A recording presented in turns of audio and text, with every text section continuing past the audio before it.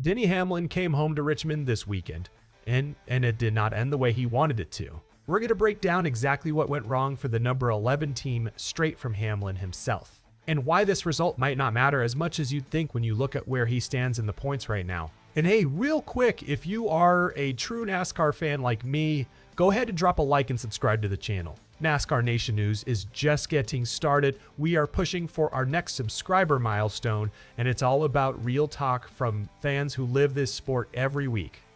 All right, let's get into it. So let's start with where Hamlin actually finished. 4th place. Now, on paper, 4th place at your home track sounds solid.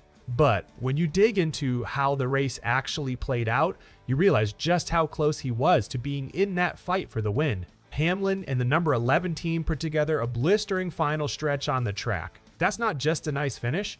That pace late in the race was serious. But here's the thing. It wasn't enough to put him in contention with the top 2 cars of the day, Logano and Chase Briscoe. Those two were simply out front, and Hamlin couldn't close that gap in time. So what actually kept him from contending? 2 words: pit stops. Hamlin didn't hold back when he broke down what happened on pit road after the race. He said the team had 2 brutal pit stops, and one of them came down to pure bad luck with the equipment. According to Hamlin, the left side jack stop was broken.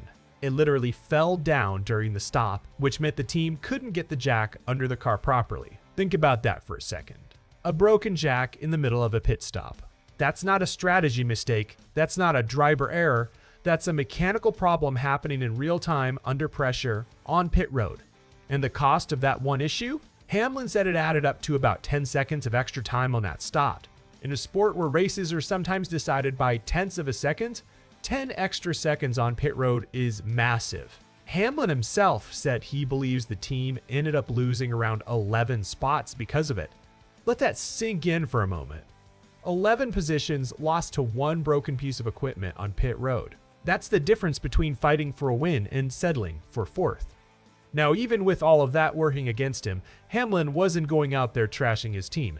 In fact, it was the opposite. He was genuinely happy with the strategy his team put together, and he made a point to praise how the car kept improving all weekend long. Hamlin called it an average race for the 11 team. His words: "We were exceptional." But he was quick to add some real context to that. He said they were much better on race day than they had been the day before at Richmond. That's a real improvement made in a short amount of time under real pressure. And he gave credit where it was due.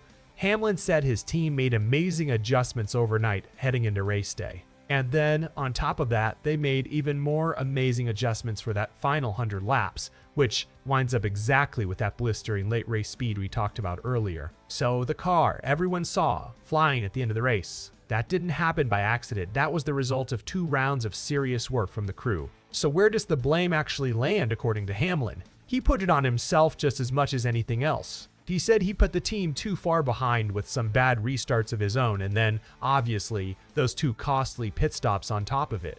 So in his own mind, this wasn't just a pit road problem.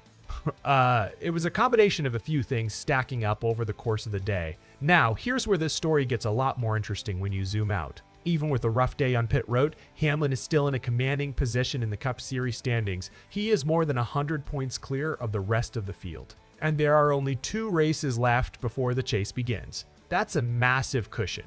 Hamlin is described as almost definitely locked into the top spot heading into the postseason. So even though Richmond didn't go perfectly, it clearly didn't derail the bigger picture of his season.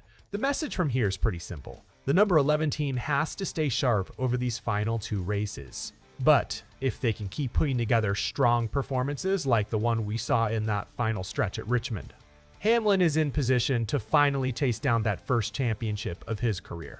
So here's the question I want to leave you with today. Do you think a broken jack costing 10 seconds and roughly 11 positions is something the 11 team needs to worry about heading into the chase? Or is Hamlin's points lead big enough that one bad pit road day at Richmond just doesn't matter in the long run? Drop your thoughts down in the comments. I want to hear what you think. And if you enjoyed this breakdown, make sure you're subscribed to NASCAR Nation News so you don't miss the next one. We'll see you in the next video.